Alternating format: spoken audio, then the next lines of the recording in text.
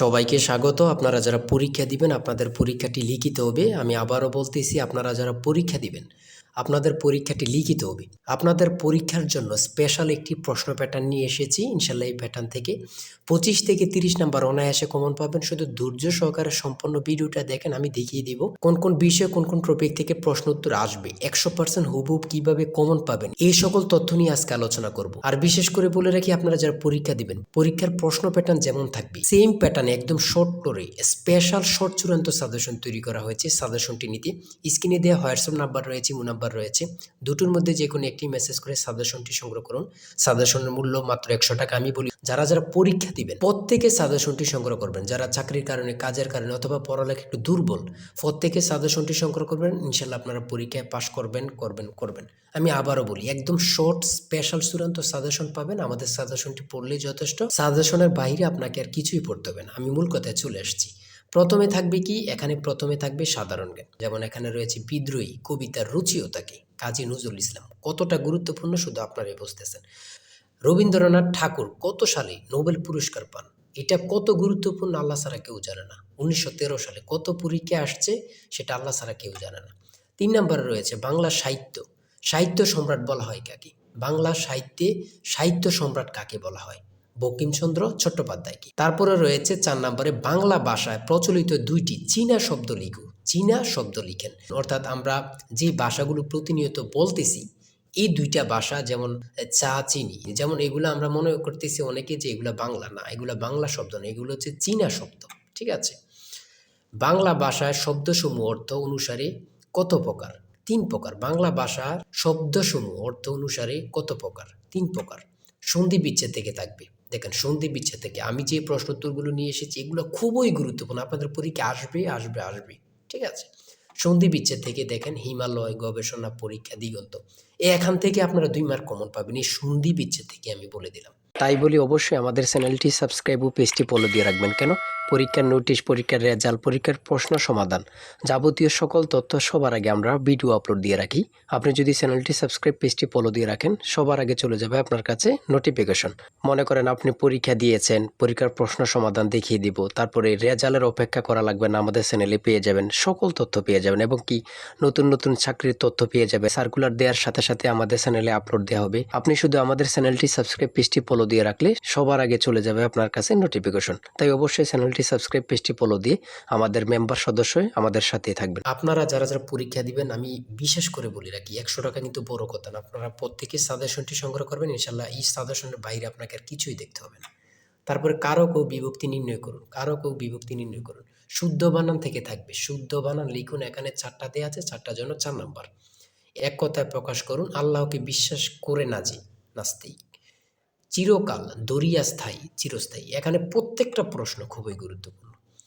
অর্থসহ বাক্য রচনা করুন। প্রত্যেকটা প্রশ্নের মান কিন্তু 1 করে। ঠিক আছে। তারপরে ট্রান্সলেট থাকবে। আপনাদের পরীক্ষায় ট্রান্সলেট থাকবেই, 100% শিওর ট্রান্সলেট থাকবে। ঠিক আছে। এখানে ট্রান্সলেটগুলো দেয়া রয়েছে, খুবই গুরুত্বপূর্ণ। ঠিক আছে। তারপরে থাকবে আপনাদের শর্ট করে একটি প্যারাগ্রাফ থাকবে। শর্ট করে একটি প্যারাগ্রাফ, অথবা 5টা সেন্টেন্স লিখতে বলবে, অথবা 7টা সেন্টেন্স লিখতে বলবে। যেমন মাই কান্ট্রি সম্পর্কে লিখতে বলছে, এখানে প্যারাগ্রাফ থাকবে।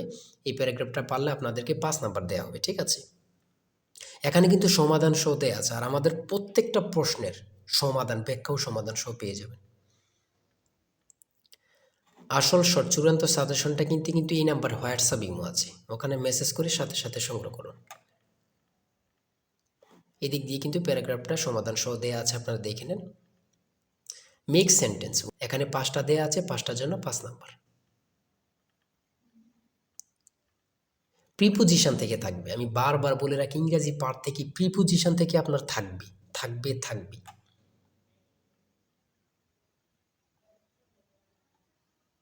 দেখেন, প্রত্যেকটা প্রশ্ন কিন্তু আমাদের খুবই গুরুত্বপূর্ণ।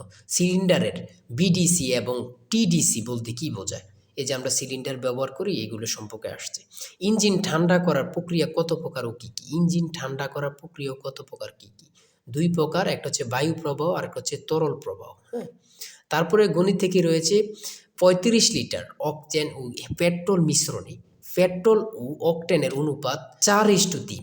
এতে আর কত অকটেন মিশালে পেট্রোল ও অকটেনের অনুপাত 4:5 হবে। এখানে প্রত্যেকটা প্রশ্নের কিন্তু সমাধান সহ দেয়া আছে, ব্যাখ্যা সহকারে সমাধান সহ দেয়া আছে।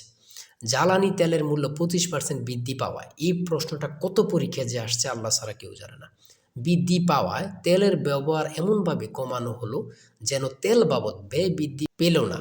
গাড়ির মালিক তেলের ব্যবহার শতকরা কত কমালো? এখানে দেখছেন কতটা গুরুত্বপূর্ণ। এখানে কিন্তু সমাধান সহ দেওয়া আছে, আপনারা দেখে নিন। প্রত্যেকটা গণিত প্রশ্নের মান কিন্তু পাস করে, প্রত্যেকটা গণিত প্রশ্নের মান কিন্তু পাস করে, ঠিক আছে।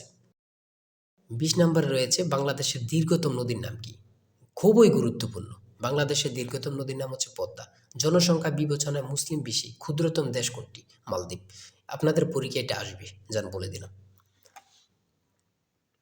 তারপরে এদিক দিয়ে রয়েছে 22 নম্বরে, কোন সুলতান 17 বার ভারত আক্রমণ করেন? কোন সুলতান 17 বার ভারত আক্রমণ করেন? এটা খুবই গুরুত্বপূর্ণ। সুলতান মাহমুদ।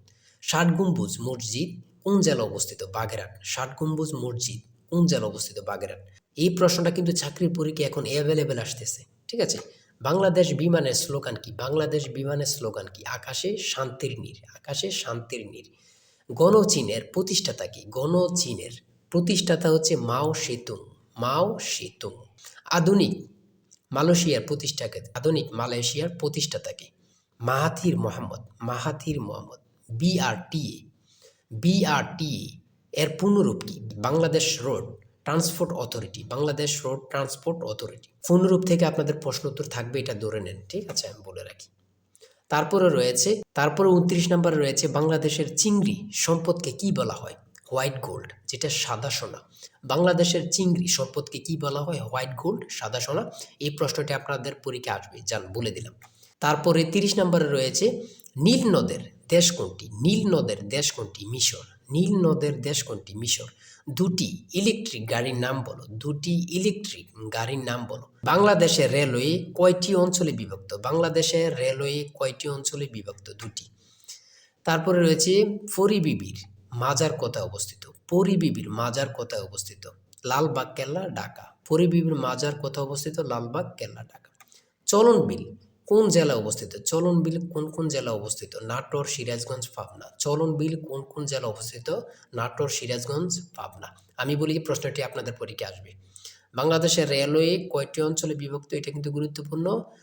চলন বিল কোন কোন জেলা অবস্থিত? এটাও কিন্তু গুরুত্বপূর্ণ, ঠিক আছে।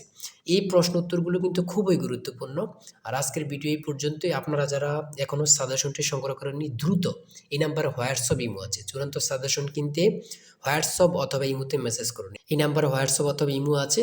আপনারা প্রত্যেকে আমাদের সাজেশনটি সংগ্রহ করে ফেলুন, দ্রুত মেসেজ করে সাজেশনটি সংগ্রহ করে ফেলুন। ইনশাল্লাহ সাজেশনের বাইরে আপনাকে আর কিছুই পড়তে হবে না।